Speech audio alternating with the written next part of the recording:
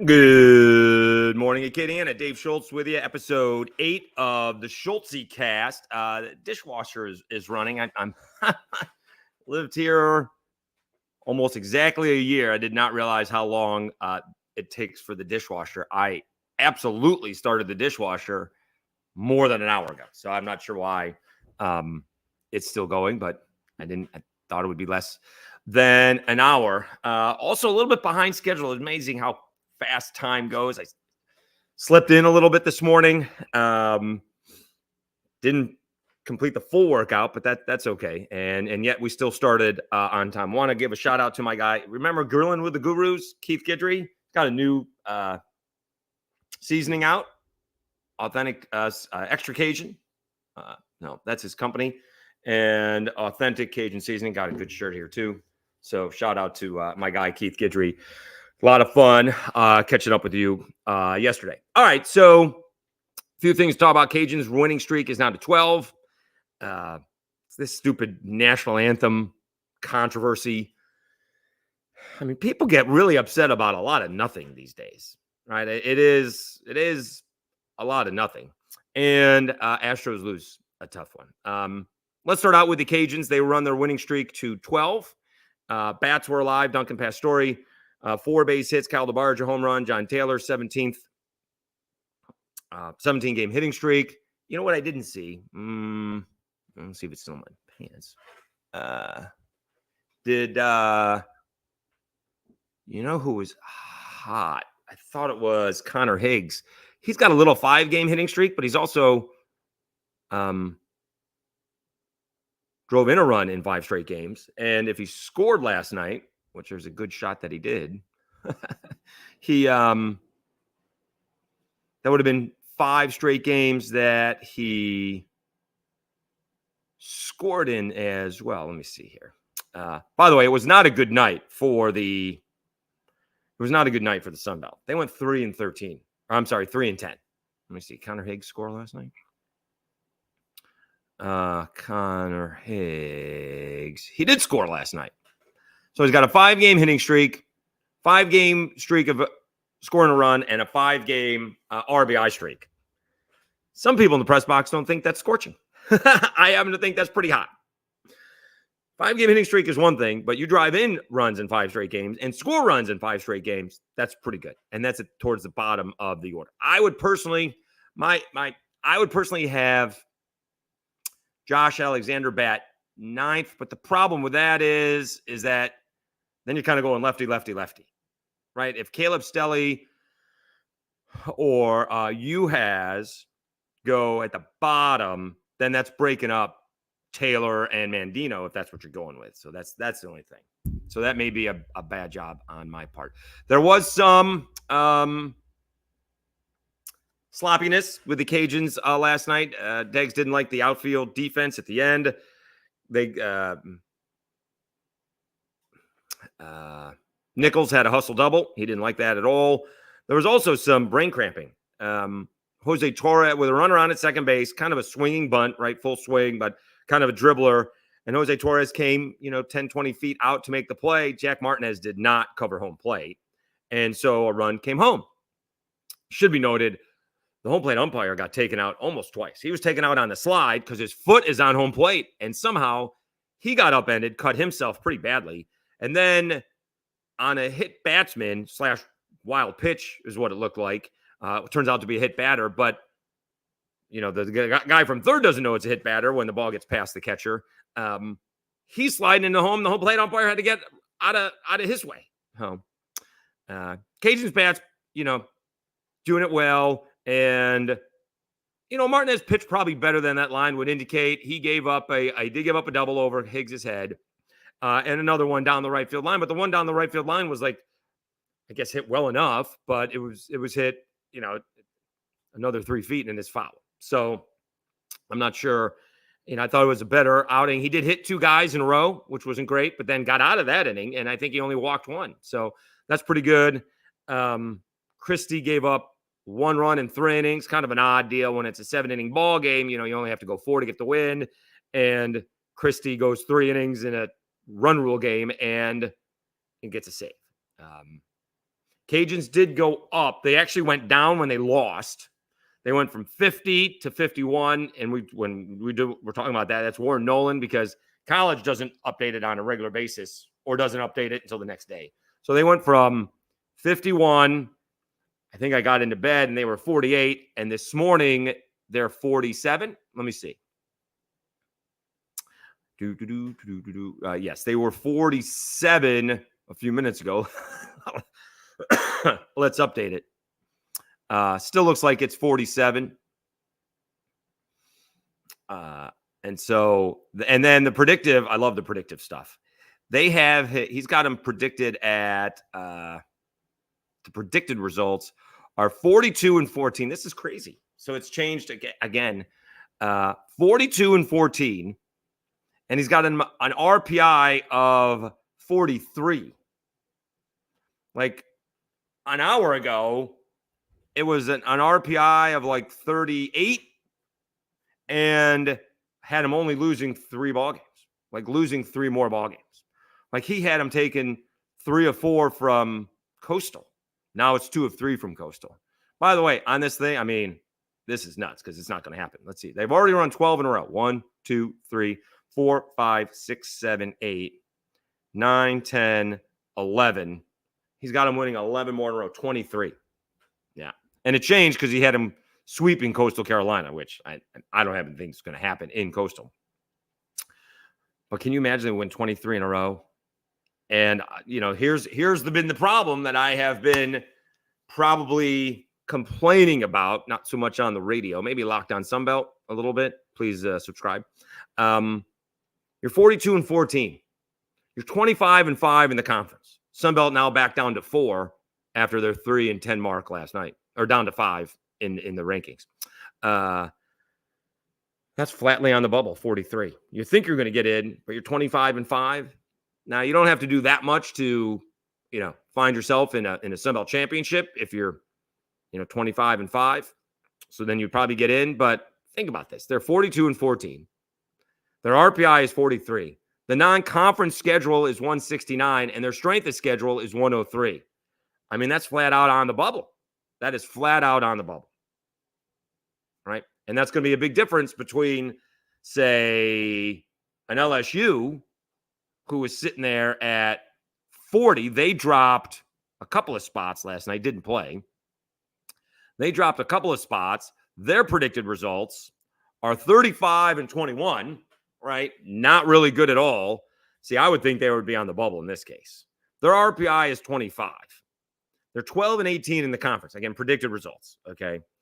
Are they really going to leave LSU out at 35 and 21 and 12 and 18 in the Sun Belt or in the SEC with an RPI of 25, the defending national champs? I'm not sure they deserve to be there, but I doubt they would leave them out. They actually have them beating Vandy 2 out of 3, getting swept by Tennessee. I'm not sure if that's any good. Losing 2 out of 3 to Missouri. I'm not sure if I see that. Taking 2 out of 3 from Auburn. Losing 2 out of 3 to A&M. Losing 2 out of 3 to Alabama and sweeping Ole Miss. So that's, 1, 2, 3 SEC series. Are they really going to make the NCAA tournament by winning 3 SEC series? Wow, that's it. But that's the difference, right? The Cajuns are 42 and 14 with an RPI in the 40s, predicted wise, 25 and 5 in the conference, and that's flat out on the bubble.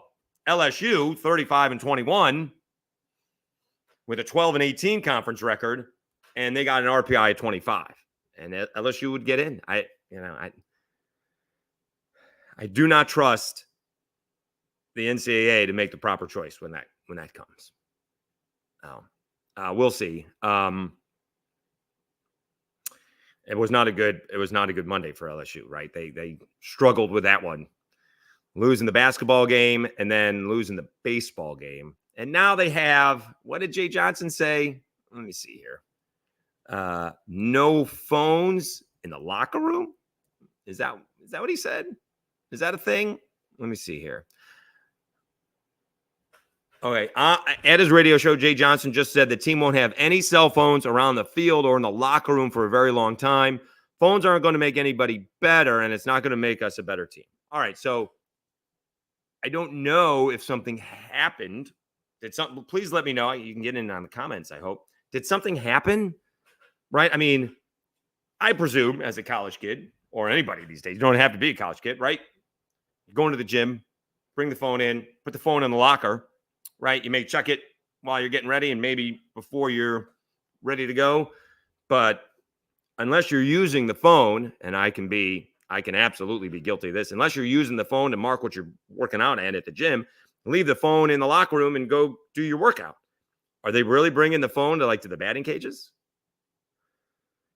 Unless they're filming stuff to see, but I presume the team is doing that. I mean, someone must have done something to get this done. I know you want to focus, so you got to leave the phones in the car. Okay, I'm not sure that changes anything. But they need to, they need to ramp up a little bit, and we'll see what they do against Vandy. Is that a Thursday Friday deal? It is Thursday, Friday, Saturday. Interesting. All right. So they're playing Thursday at the Box. It'll be interesting to see on how that goes because they're straight struggling. It is short rest if Holman is going on Thursday. Because last week he would have pitched on Friday last week, right? So Thursday, Friday, Saturday for the Easter holiday. All right, it is the Schultzycast. Please like and share the video. Please subscribe. I didn't even look. We were close to 21, or I'm sorry, close to 100. I don't know where the 21 came from. Let's see where we are. I got to switch the accounts. We're at 98 subscribers, trying to get to 100. So that would be a big help. Also, what about the weather in the Midwest? My brother's actually on vacation out of the country, but they had some bad weather in Louisville. Like the tornado passed right by his house. His oldest daughter was in the house. Thank goodness she was in the basement and everything was okay. But, I mean, that's a close call. That's just, unreal how close you go from being okay to complete tragedy. Yeah. Thank goodness everybody is okay. We'll see, if the damage was severe just outside of Louisville, Kentucky. Hopefully, if you have anybody up there, hopefully everything is okay up there as well for you and yours. All right, so this LSU national anthem, nothing conspiracy, right? It is political people trying to make a big deal out of a lot of nothing, right? Because they showed something about LSU, but they didn't show the same thing for apparently UConn and USC. Okay, so apparently LSU is never out for the national anthem, okay? I will call BS on the whole Kim Mulkey doesn't know when the national anthem is going to be. If she doesn't, somebody does. As somebody who has actually worked these things, the team gets a full rundown, somebody does, of when they're expected to be, when, or where, and when. All right. It is all along with probably somebody from the TV, right? That's where I worked on it. Here is, the TV giving the NCAA and the teams the rundown. This is when we come on the air. This is when we want you to take the court. This is when we're tipping off, right? Because, broadcast started at 6 the other night, Central Time, 7 p.m. Eastern Time, didn't tip off until like 7:15. So there's a little bit of a pregame show, but the team knows exactly where they're supposed to be and when. And so Kim Mulkey, it wasn't a protest. I don't think it was a protest. I just think they were doing their thing. I think she exacerbates it. That's not how you say that word, but makes it worse. When she says, I don't know when the national anthem is, they do. All right. They're very well aware of what is happening and when. They have a complete, I'm talking down to the minute, down to the 30 seconds. They know exactly what's going to start and when. They know when that clock is starting for the countdown to start the game. They know everything. I just think it's a bunch of nothing. It's a bunch of people trying to get other people riled up for no real reason. I do find it interesting that people can tell me what I'm supposed to be insulted by, what it is, right? Like the Kaepernick thing is insulting, but staying inside for the national anthem is not insulting. Now, to me, I don't care. Mind you, I don't care. You do you, as long as you are not interrupting the proceedings, right? Take a knee, whatever. Don't want to be out there, whatever. As long as you're not doing like jumping jacks in front of the person singing, I'm good. But, we were told back when Kaepernick was doing it, you're insulted, so I should be insulted. And now the same thing is happening, which is a real shame because it's a bunch of nothing. It was the most watched women's basketball game ever. Over 12 million fans watched it. It was a really good game for 2.5 quarters, right? I kind of think LSU lost it in the second. Most people saw it in the third because it was tied at half, but they went from 31 points in the first quarter to 14 in the second because Iowa made some defensive adjustments and Angel Reese got hurt. And maybe not the importance in that order. Maybe more along the lines, Angel Reese got hurt. And that's what we should be talking about. And now we're talking about the national anthem and Angel Reese wanting to be the villain and then not wanting to be the villain. It is amazing on what people get upset about. And I can't do it. My energy has to be elsewhere. I am basking in the glow of actually watching a women's college basketball game. I don't know how many I've watched. So Syracuse played UConn in the championship game. Syracuse made the NCAA Final Four in both the men's and the women's in 2016. They lost. So I watched that whole game. I don't think I watched the whole UConn Syracuse game because I was late to that this year. That would have been in the second round. And that was a great basketball game. So I watched the second half in that one. And we watched Iowa and LSU. Didn't watch UConn. I recorded Locked on Sunbelt during that one. But, I think it's great. We'll see. We got a lot going on this weekend. Friday night, if they're playing Friday night, which I think they are, I'm probably going to miss that. We're doing the Mississippi bourbon thing, which sounds odd, but yeah, we're doing that. So probably missing the Cajuns game. Again, we'll be back for Sunday. A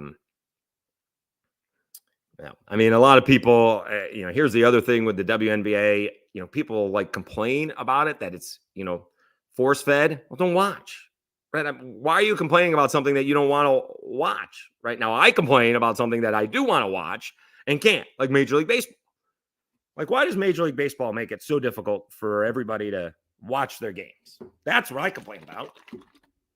Right? You complain about the drama and the situation comedy and the Netflix show, right? That people complain about Succession. They complain about Curb Your Enthusiasm. If you don't like it, don't watch it. That's my issue. When people complain about, well, the WNBA doesn't draw and the ratings aren't any good. Well, okay. I don't care. It's not my thing. If people want to watch it, great. If you don't. But you don't have to complain about it. Again, people do, and it goes back to, there are specific people who put out videos about the national anthem, and it was absolutely meant to get a political reaction. It was absolutely done intentionally for that. And don't think, sorry to say, but racism was absolutely part of it, right? We got a majority of white women for Iowa standing for the national anthem and a majority of black women not standing for the national anthem for LSU. So there is some racism, unfortunately, involved with that. All right, it is episode 8 of the Schultzycast. By the way, we are on podcast for Apple Podcasts, formerly iTunes, and Spotify. So we will put out those links later today as well. All right, so Astros lose a tough one last night. All kinds of chances, and lose it 2-1 in the ninth. They are off to not the greatest of all starts. I do seem to remember, let me see. Can we look at this schedule? They were not off to the greatest of all starts in 17 as well. Their first World Series title. I just remember they got off to a slow start. Let me see if we can, let's see, 17. They won their first 3, lost 3. So they were 4-3 lost to the Mariners 4-4, beat the Mariners. They're 6-4, and then they kind of took off. So they started out the season 6-4, but they did lose. They did lose 3 straight, 1 to the Mariners and 3 to the Royals. So they were 3-3, but they are now 1-5, and they have not had a day off yet either. Oh, they did have, no, they haven't had a day off yet, right? What are we looking at? Okay. They got swept by the Yankees. They lost Monday. Or no, they won Monday with the no-hitter against the Blue Jays, and they lost last night. So they're 1-5 to start losing 2-1 last night. Again, my guy Kevin Foote, I'm not sure if I met somebody this obsessed with every single game. Right? I mean, he's watching the Yankees, or he's watching the Cajuns, and watching the Astros. So Altuve was the only run for the Astros. Josh Hader, kind of blew it again. He is not off to the best of all starts. Where is do we have the play-by-play here? I mean, it's MLB. Is that not a great website, or is it just me? Maybe I just don't use it enough to know what I'm looking at for. Box video. I'm just looking for the play-by-play. We cannot find it here. Scoring all. Okay, there it is. All right. So in the 9th inning, top of the 9th, Hader comes in. Guerrero singles. Bichette grounds into a double play. So there's 2 outs and nobody on. Ouch. Justin Turner walks. Schneider hits a home run. Oh, that is a brutal loss. So Hader comes in, gives up a single to Vlad Guerrero. Bichette hits into a 6-4-3 double play. 2 outs, nobody on, and then you lose. So are those the kind of games that can, put you in a losing streak? Baseball is so day to day, and it really is on the next pitcher. But can you spiral into a bad losing streak? Because that's a bad loss. How many did they leave on last night? Do we have that?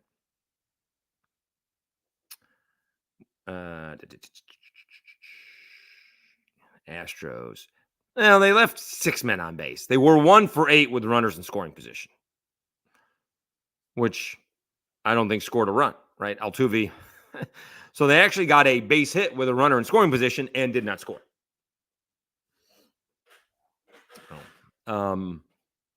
Valdez had a great outing. I mean, 7 2/3, 6 hits, 5 walks. Presley got the final out of the 8th, and Hader just blew it. Ouch. 6.75 ERA. Again, it's not a whole lot of outings, but not off to a great start either, right? He has given up, in 3 outings, he's given up 3 earned runs. Does he even have? And he's got 2 losses. Yeesh. Well, that's got to get fixed. How much longer do you go with that?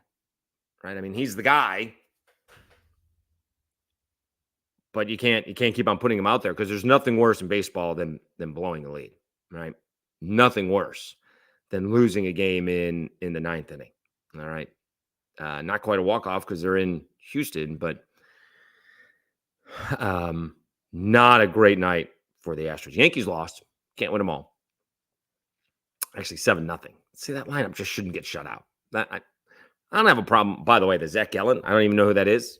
He's got 2 good outings so far. He's got a lot of run support, but he hasn't given up anything either for Arizona. So we're going to learn who Zach Gallen is. One of the reasons I'm playing fantasy baseball is to learn who these people are. So, all right, baseball this weekend. Cajuns taking on ULM. And LSU with Vanderbilt. Oh, one more thing I want to talk about. And it's interesting. I know it's not local, but how about Eric Musselman thinking about going to USC? And I'm trying to figure this one out. He makes like top 10, top 15 money in the country. Can't cost all that much to live in Little Rock. I'm sure he's got a very nice house, which is probably, well to do. And you're still being hidden by Arkansas football, all right, and Arkansas baseball for that fact of the matter, right? I mean, Arkansas basketball probably comes in third on rankings in campus. But if you want to go, unnoticed, go coach USC basketball. Where do you rank in LA? Obviously, behind the Lakers and the Dodgers, maybe the Clippers. You're probably ahead of the Angels. If UCLA basketball, which wasn't necessarily any good this year, but Mick Cronin's had them in the Final Four, you're behind USC football. I don't know where you're ranking. The thing is it easier? They're going to be in the Big Ten. Easier to win in the Big Ten than in the SEC? And I'd probably say yes. I mean, Ohio State, Michigan are down in basketball. We'll see if that changes moving forward. But Edey's gone from Purdue. But Matt Painter and Purdue have been good for a long time. Obviously, this is the best they've done, but they've always been good lately. Illinois seems to be good every 3 or 4 years. And that's it. Whereas in the SEC,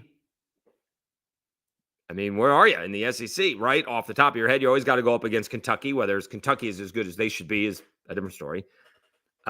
Tennessee is really good.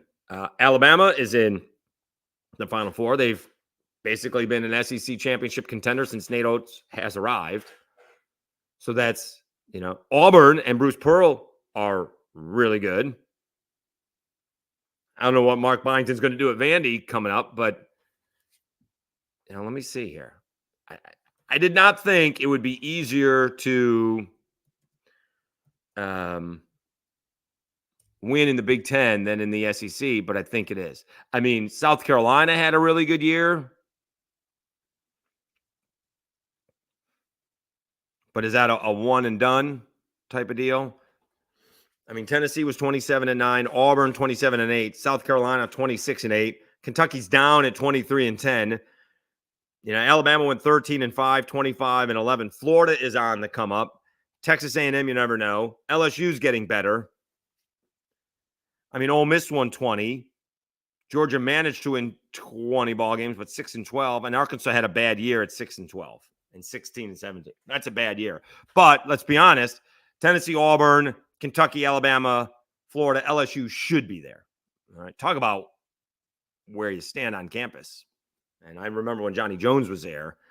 Where does LSU men's basketball in terms of popularity are on campus right now? They're behind football. They're behind baseball. Behind women's basketball, that's 3. Gymnastics is 4. Probably LSU softball is 5. At one point in time, golf was a national championship team. That would be 6. Like the men's basketball team does not rank on the top 5 of popularity at LSU. Like no one showed up for that NIT game. Nobody showed up. That was embarrassing. You really could have had a conversation with a player if you went in the stands. So the men's basketball team, they got a ways to go, right? I don't think it's outrageous to say that, right? It's football will always be the case. Baseball will always be second, closer there than most. Women's basketball was the defending national champions. That's 3. Gymnastics is 4. Women's softball is 5, although they got to win something eventually, right? Beth Torino always has a really good team. I think they've been to the World Series, but can't quite get it done. But that's really tough. I mean, if also, obviously it hurt last year when they lost to the Cajuns in the regional. Well, that was the super. They lost to the Cajuns. No, they lost the Cajuns in the regional. That's kind of rough. Yeah. That makes it, you lose at home. That's one thing. You lose to the Cajuns. She's going to hear about it, unfortunately. And the Cajuns, last year, the Cajuns were better than LSU in softball. But she's having another great year. So the point is that men's basketball is way down on the list when it comes to LSU on campus. But boy, if you're going to move from, I mean, are you going to win any more at USC? You can win easier in the Big Ten, but USC hasn't done anything. Andy Enfield, that's the whole crazy thing. Andy Enfield went from, right, he wasn't at Jam City. He was the coach at Florida Gulf Coast. They had a little run in their conference tournament, and I think they beat Georgetown in the NCAAs. And then he went out to USC and had, I think the official term is diddly poo, hasn't done anything. I don't know what he's done out there. Maybe he wasn't going to get another 5-year contract, so he took the SMU job. Now they're in the ACC. Okay, that doesn't seem any easier. And now Eric Musselman is interviewing with Arkansas, and now they're talking about Will Wade maybe replacing Eric Musselman in Arkansas. We'll see. I don't know. It is interesting. Somewhere along the way, someone's going to ask, because now we're in the portal, and now they're trying to get kids to commit. And what happens if they commit and then the coach leaves? Somewhere along the way, how do you? We talk about loyalty from the kids, but where is the loyalty from the coaches? That's the only thing. So what's been happening, right? And the whole big picture, and I think Jay Billis says the same thing. And, it came from all the trash talking as well. The women see the men trash talking, so they start trash talking. The players see the coaches moving, trying to get more money. Then the players do the same thing, and the people complain about the players doing the same thing. So it'll be interesting to see how that works out. I'm not quite understanding that move. I did the whole, city to city comparison. You got to get cost of living is 57% more in LA, which one would think, right? So $4 million, which is what I think Musselman makes. He may actually make 4.2. You got to make $6.3 million. Is he really going to get a 50% raise to go to USC? I don't know. I don't know. How much traffic is there in Little Rock, right? Or in Fayetteville. I keep on saying Little Rock. It's Fayetteville. I don't know. That seems to be much more of a hassle if you have a really good job already. So I did do the comparison I don't know why I did the comparison to Little Rock, but I presume Fayetteville is the same thing, or a facsimile of that, right? So we'll watch and see that, but it would be the dominoes keep on falling if that's going to happen. So I do find that odd. All right. Thanks so much for tuning in. We'll put out some more videos today. Please like, share, and subscribe. Also, Locked On Sunbelt, we had head coach of ODU, Mike Jones. Great conversation. He's in the middle of a move. Going to the Final Four, coming back and moving on at the end of the week or at the beginning of the week. Rumors have it. All right. So be on the lookout for this. The rumors that I start and perpetuate. Ragin' Cajuns pitching coach Gunnar Leje going to join us and talk about his staff. They've had, numerous weekend rotations. They are close. What are the Cajuns? 21-8. So that's 29. They've had 29 different, by the way, different lineups. In 29 games, the Cajuns have had 29 different lineups. Now they're getting closer where it's one person the difference. And last night it was, I think Mandino was the difference last night. They were close last night as well. And they've had a bunch of different weekend rotations. Weekend rotation for the Cajuns is probably going to be Herman and then LP coming in after him on Friday. And then Chase Morgan on Saturday. And then it kind of sounds like Carson Fluno is going to be backed up a bit again, which is not the worst thing in the world. Because, again, the idea is for the Cajuns to win something, right? To get to a super regional. And do you end up like the Cajun softball team did? Because I don't know if Cajuns baseball can host, but can you get to a lower seed? Can you be a 3 seed, not in a national seeded host city, right? So, for example, it's not going to happen now unless they turn their season around. But instead of going like to Baton Rouge, where LSU would be 4, can you go somewhere and be, the number 3 seed in like the 11th seed, right? We'll see. But if the Cajuns get their pitching together, and Jack Martinez is a big part of that, and they have some guys coming back, and they're working out some things, like Murphy Brooks hasn't pitched a little bit, JT Etheridge hasn't pitched in a little bit. It's time to get those guys back. And here's the constant problem. You're going to hear me berate on. Well, no, berate is not the right word, but stress. They're just not in a position to lose some of these games, and that's not the way baseball works, right? It's not college football where you're trying to win every single game. I mean, you're trying to win every game in baseball, but somewhere along the way, a pitcher's not going to have it. You're going to be in a close game. It's going to take a bad bounce. You're not going to get a call, right? Replay, you're not going to be able to get a good angle. It's just not going to happen. So we'll see. They do take on ULM. They are in 47. I guess if you keep on if they sweep, that's a 15-game winning streak. That's outstanding. Outstanding. All right. Thanks so much for tuning in to Schultzycast. See, I do too many. We got 50 people. Please subscribe if you haven't to the YouTube channel. You can Google Dave Schultz. It's my picture. I think I got a blue shirt on. Probably from my headshot from 2013. And it's Schultzycast. So you can look that up as well. Really appreciate you guys watching. This is Acadiana's. I will put the video out. Still need a slogan if someone wants to give me one, because Acadiana's only morning drive sports talk show. Maybe that's it. Maybe take out the local. Take out the local. Well, no, but that makes it a big difference, right? Because Acadiana's only morning drive sports talk show is not true. There's many of them.